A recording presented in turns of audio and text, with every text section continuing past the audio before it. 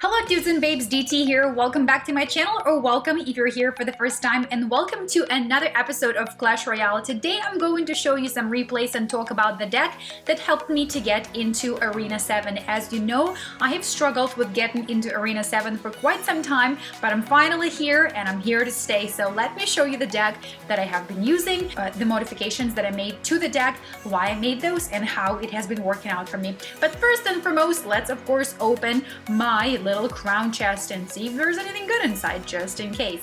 Okay, we got some gems, we got some mortars, a lot of mortars, we got some arrows, we got some minion hordes, okay, and we got some hog riders. Nothing too exciting, nothing to write home about, but I do have a few cards that I've gotten. I've obviously gotten the Royal Giant. In the previous video I showed you I got the log, I have the guards, and I'm really quite excited about them. Now, I have been using those cards in test decks with my clan, and I'm still preparing a better combo. So far it has not been really paying off, but stay tuned for that. Okay, so this is the current deck that I am using. I am using what I called a bro followed by the ladies deck. So I have my giant that I usually back him up with either a musketeer or my lovely little archers, and of course I usually try to throw in Mr. Legendary, Mr. Ice Wizard in there. So without further ado, let me show you what I'm talking about in terms of the brothers first and ladies next, and you will see exactly how the deck has been working out for me.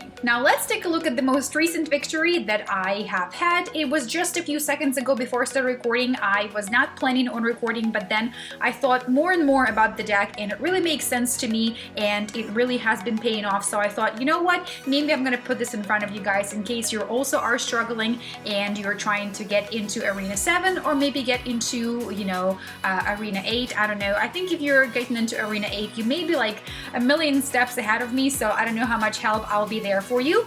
But if you're in Arena 6 and you're trying to get into Arena 7, I think this is a really solid deck. So unfortunately, this was not the perfect layout in the beginning. I feel like a ton of the success of the game depends on the cards that you're dealt in the beginning, and I really love when I get started off with the giant in the original deck, but this wasn't the case, so therefore I dropped the Valkyrie first, followed her up, and then just dealt with the with whatever was coming my way. So now that we have the giant, we're gonna start the push, and this is the bros and ladies push, you guys. On the left, I have my brother giant. On the right, I'm taking down the musketeer with the Valkyrie, and I'm not gonna rush it. I'm gonna take my time. Now we're gonna drop the musketeer behind the giant, take down the P.E.K.K.A, and of course I'm gonna follow up with archers to help me take down the Ice Wizard. We both have Ice Wizards here, and so therefore, you know, we kind of both know the trick, but I just was a little bit more composed, and I didn't rush through the deck.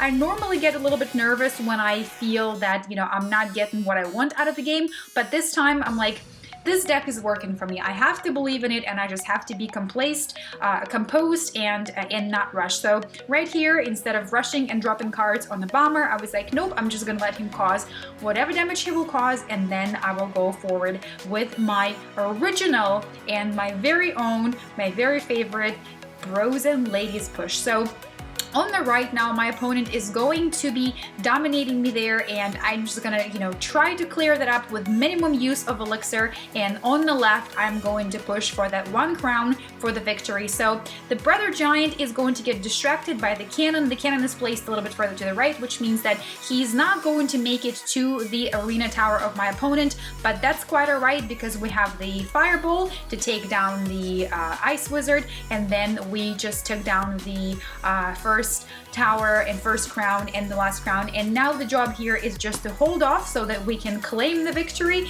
and not have to go into an overtime. So that is exactly what happened. A very, very simple push. Now I'm going to just push from the right to try to overwhelm my opponent so that he is not going to finish off that right hand side tower that only has about 300 some XP, 386 HP left. So basically, you know, a little bit of a hold up here, but hold off is not so bad. So this is the first one. That was the most recent victory. Let me show you another one. I used the same deck during that attack, during that battle, and I'm gonna just talk to you a little bit about some of my thinking and some of my reasoning. I always am super critical of what I do, and I try to go back and revisit it, but sometimes I get a little bit, emotional, a little bit scared, and I start pushing, and now that I'm in Arena 7, I really have to calm down my nerves and make sure that I'm just very methodical, because Clash Royale is all about being methodical. So here is the first mistake that I would have made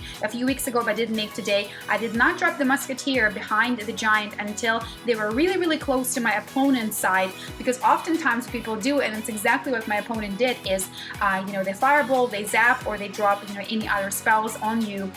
And if he fireballed me when the Musketeer was right there, definitely would have knocked a ton of her, her XP off, and basically she would have been completely useless to me in this attack. But that's not what I did. I held off a little bit. So when you're deploying your Giant, just don't make a mistake of placing the Musketeer or any other troop unit behind the Giant. Now, of course, if you're already in Arena 6 or watching this video because you're finding a way of wanting to get into Arena 7, you probably already know these things. Now, here is me taking down the Giant, and I think it was a little bit of a waste on my opponent's end to drop the Rage Elixir, the Rage spell, because total waste of Elixir. The Rage spell did not do much. I had the Musketeer and the Valkyrie, the tower hitting him up, and of course also the cannon, so I think that definitely was a little bit of a waste there. So I'm not a critic of my opponent, I'm only a critic of myself, so that is something that I wouldn't do if I was him, and that's all I'm going to say. Now, we got a little bit over a minute left into the game, and I was hoping to go for a 3-crowner here, but then ended up getting only a 1-crowner, so let's go ahead and do